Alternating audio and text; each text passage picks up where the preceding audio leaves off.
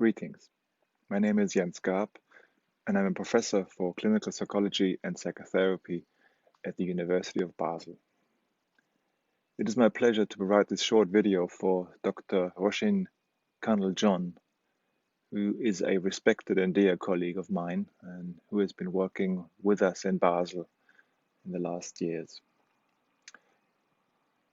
She is now back in India and Kerala to start this Care of Minds initiative, which is very needed, and I hope it will have the success it deserves.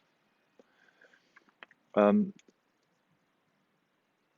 aim of this initiative is to promote mental health awareness, minimize stigma, and motivate help-seeking workshops and webinars, focusing on emotional health and well-being, and also to provide individual and group level therapies.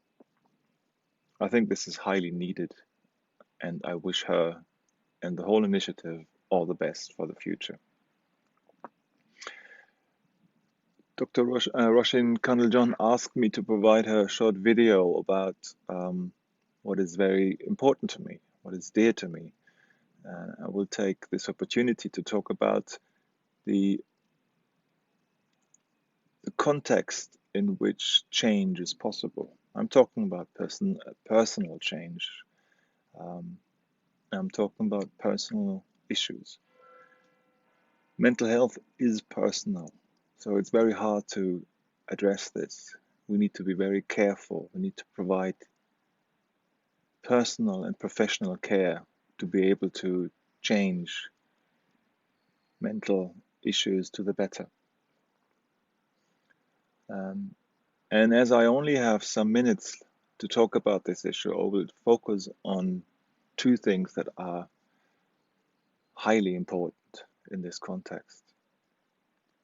First, and of utmost importance, you need to have a relationship between the patient, the one who is seeking health, and the care provider, the therapist, the doctor, whatever it is. This relationship needs to be empathetic, trustful, understanding, supportive, confidential. Of course, we do have these personal relationships not only in the context of a therapy, of a treatment, but also, hopefully, in everyday life. So maybe this is not a unique thing to have a good relationship between two people, or maybe even more people. A relationship that enables us to open up, to talk about personal issues, to address problems which might be deep and hard and also hard to face and hard to tackle. So this is not specific to therapy or treatment, but in therapy and treatment it is highly needed. So highly needed that to the point that if we don't have this relationship, change will not happen.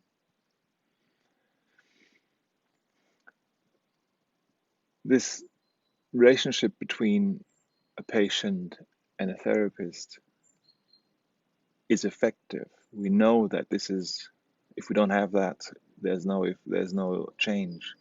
But it's also governed by ethical guidelines. So we need to respect the autonomy of a patient. So there's no hierarchy in this relationship. Of course, one person is professional and the other might be just personal. And this person needs a professional other person to address her or his issues. But that's not a hierarchy. It's just there's a difference between those. Someone is seeking help and the other one is providing help. But we need to respect autonomy. That thus, the patient has a right to say what he wants. He has a right to be informed about what you do as a therapist, and you need to be open about what you do. And personally, this not only includes everything you know. So you might tell your patient, I'm doing this because of that. In my perspective, it also includes everything you don't know. So if you're unsure or you think this is just important for you, I would tell this to your patient. Um, so if there's a problem or something you're not you don't know about, I would tell the patient, just to ensure that the patient knows what you know and also what you don't know.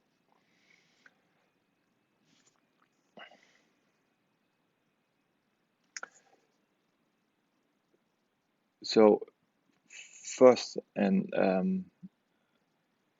work on the relationship. The only currency we have really is time.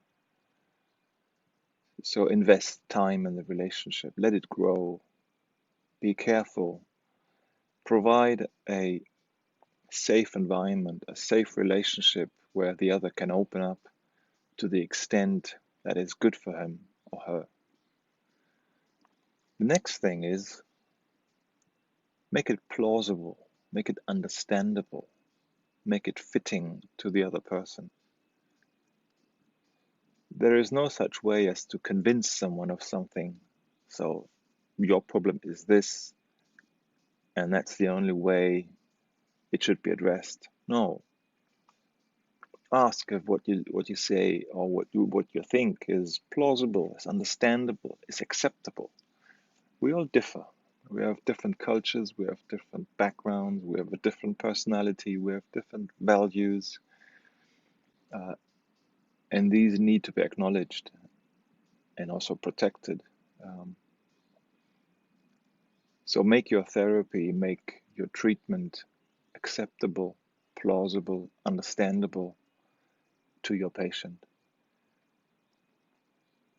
And if you got these two things, you have a relationship which is safe, which allows the other to open up, which is not pushing, but accepting, empathetic, friendly, humane.